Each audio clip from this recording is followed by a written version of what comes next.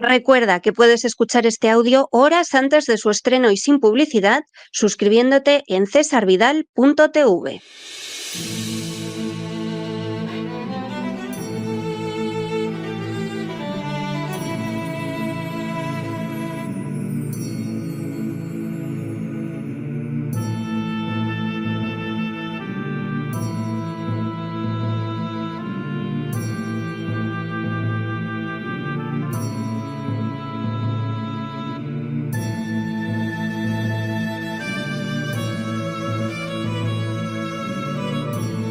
La Voz con César Vidal, desde el exilio. Muy buenos días, muy buenas tardes, muy buenas noches y sobre todo muy bienvenidos a esta nueva singladura de La Voz. Soy César Vidal, hoy es el viernes 29 de noviembre de 2024 y me dirijo a los hispanoparlantes de ambos hemisferios, a los situados a uno y otro lado del Atlántico y como siempre lo hago desde el exilio. Corría el año 1050 a.C., cuando a las costas españolas llegó un pueblo de comerciantes conocido como los fenicios. Naturales de la zona que ahora denominamos el Líbano, los fenicios eran los inventores del alfabeto y además trajeron a España otros adelantos, entre los que se encontraba el cultivo del olivo. Para aquel entonces, el olivo ya era el árbol más venerado por los pueblos de las costas del Mediterráneo y simbolizaba la paz, la fama y la prosperidad, sirviendo sus ramas para coronar a los vencedores y alimentando con sus aceitunas y su aceite a generaciones y generaciones de personas a lo largo de milenios. Los antiguos iberos que poblaban España lo asociaban con la fertilidad y la paz, y lo representaron vez tras vez en sus manifestaciones artísticas, desde la cerámica a las estelas funerarias, como un símbolo de la relación que existe entre la naturaleza y el ser humano. Si los fenicios trajeron el olivo a España, fueron los romanos a partir del siglo III a.C.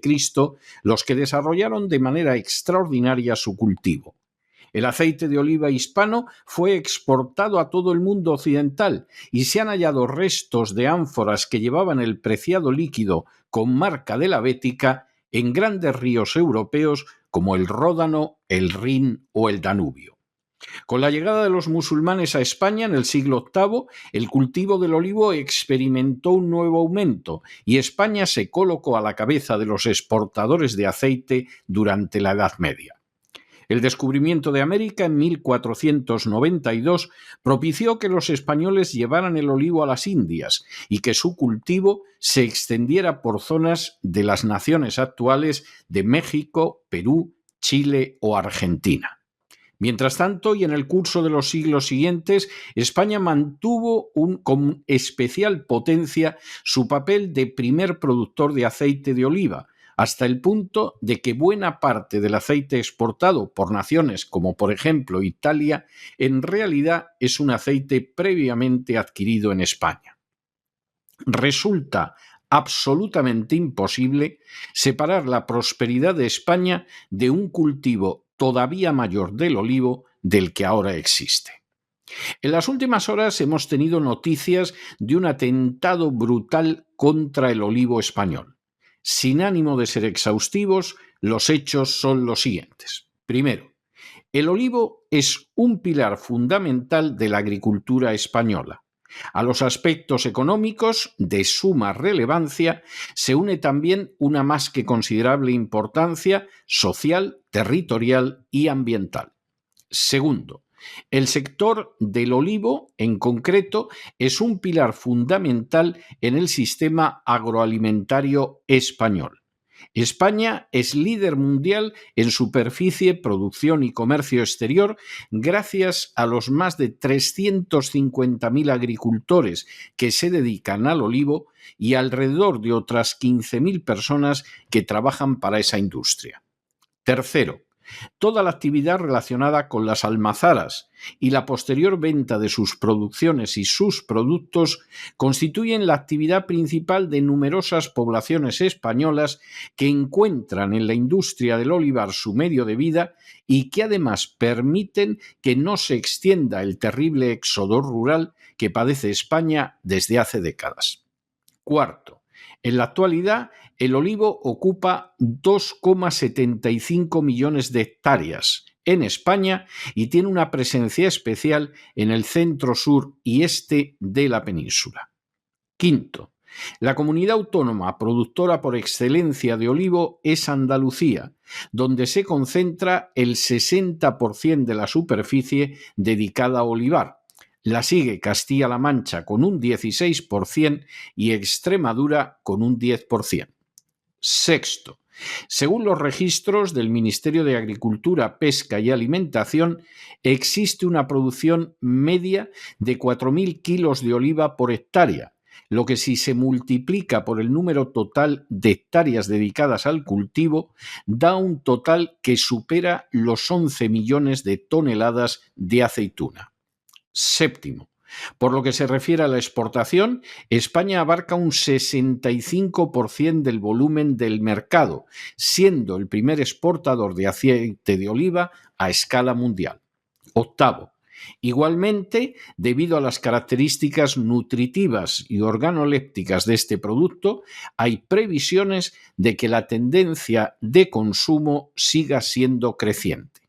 Noveno, así, durante la última década ha tenido lugar un aumento del 10,6% de la superficie dedicada a olivar, lo que constituye una muestra indiscutible del interés creciente que tienen los agricultores por este cultivo. Décimo, con ese panorama de fondo, el gobierno andaluz, presidido por Moreno Bonilla, ha iniciado la expropiación forzosa de más de 100 propiedades agrícolas en los municipios jienenses de Arjona, Lopera y Marmolejo.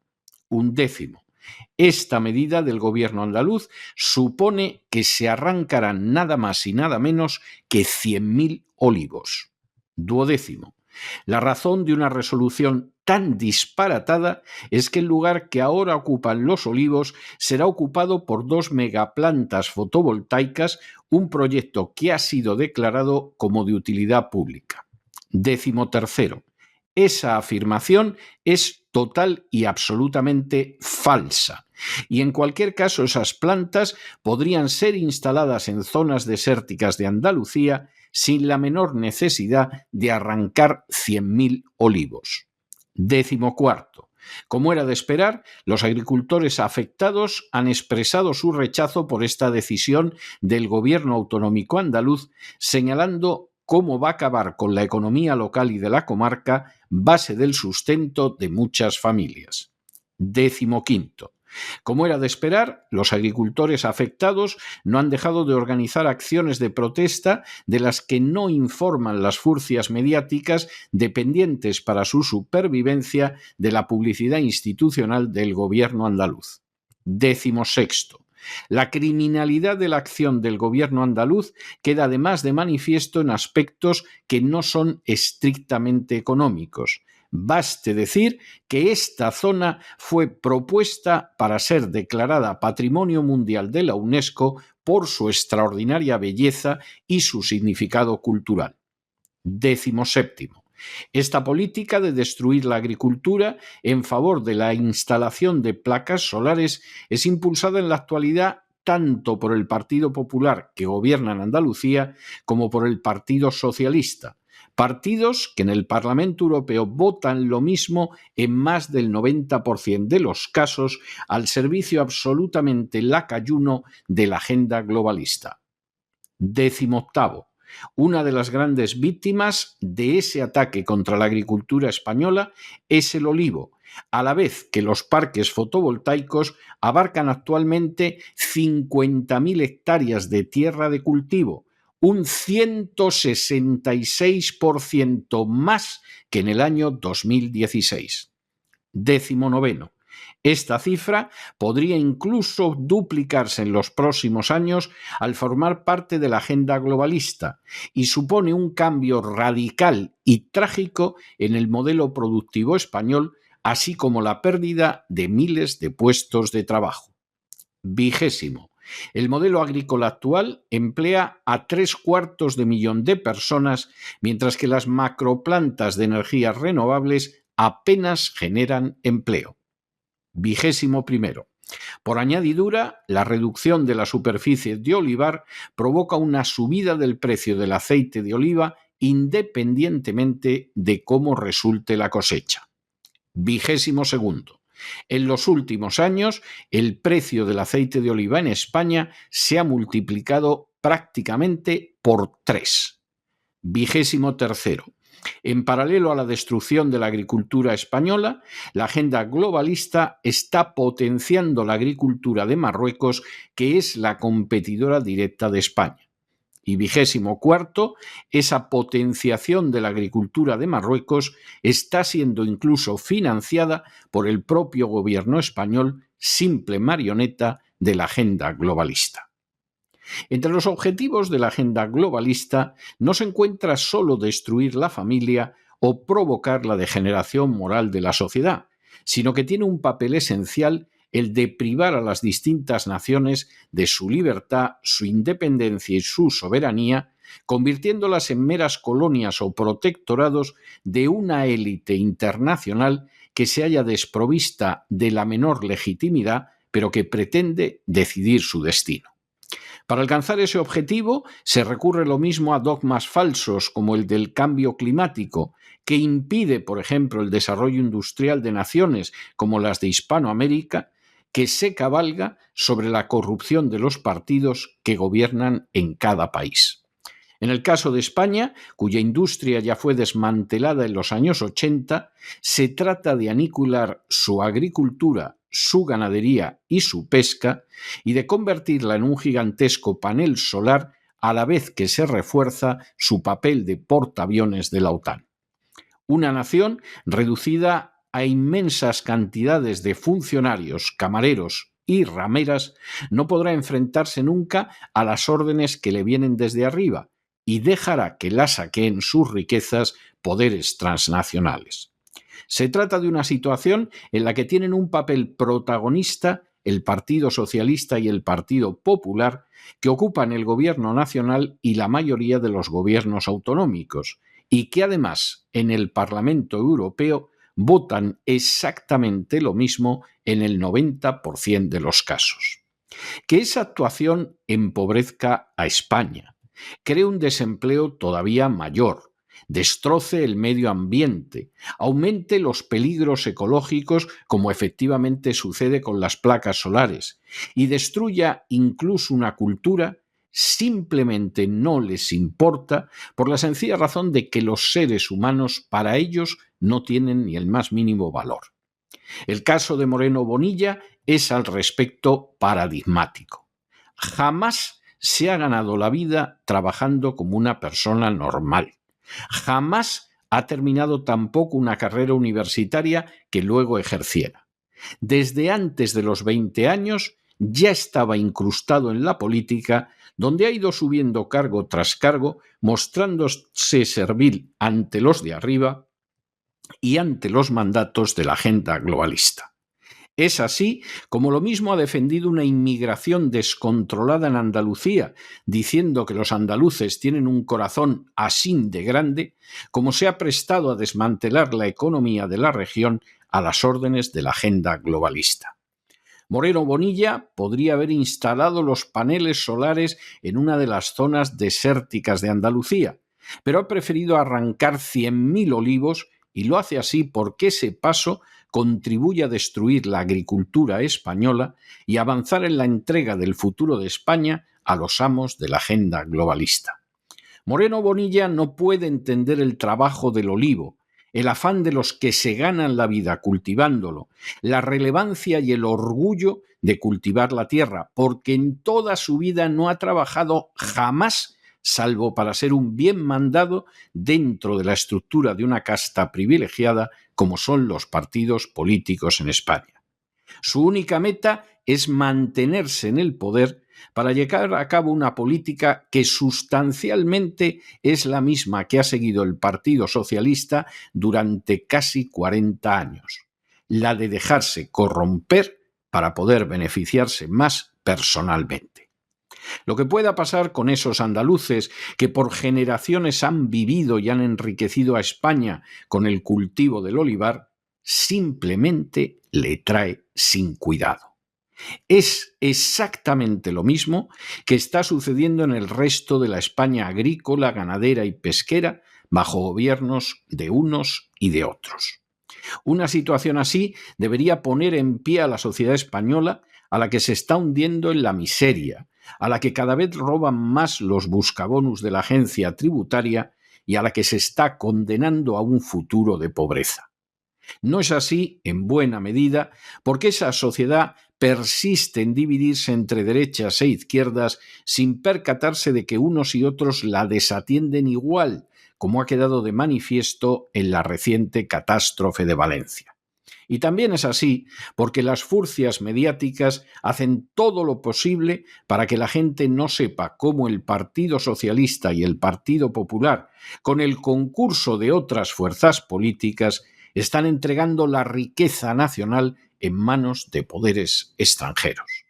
No se puede esperar nada diferente de las furcias mediáticas porque a fin de cuentas reciben dinero de los poderes políticos, incluido el gobierno que preside Moreno Bonilla.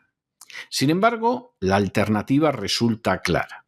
O los españoles reaccionan frente a la conversión de su nación en una colonia manejada por la agenda globalista, una colonia invadida por africanos, una colonia reducida al papel internacional de portaaviones de la OTAN, una colonia con su riqueza entregada a manos llenas a los amos de la agenda globalista, o de no reaccionar, se resignan a una eutanasia acelerada de su nación a manos de la agenda globalista y ayudada y propulsada por unas fuerzas que no pasan de ser indiscutibles enemigos del pueblo. Pero no se dejen llevar por el desánimo o la frustración, y es que a pesar de que los poderosos muchas veces parecen gigantes, es solo porque se les contempla de rodillas y ya va siendo hora de ponerse en pie. Mientras tanto, en el tiempo que han necesitado ustedes para escuchar este editorial, la deuda pública española ha aumentado en más de 7 millones de euros. Claro, ¿cómo no va a ser así si el dinero de las subvenciones va a la agricultura de Marruecos, si el dinero para enfrentarse con catástrofes naturales va a Marruecos y si además a Marruecos se le ha entregado miserablemente el Sáhara? Muy buenos días, muy buenas tardes, muy buenas noches. Les ha hablado César Vidal desde el exilio. Que Dios los bendiga.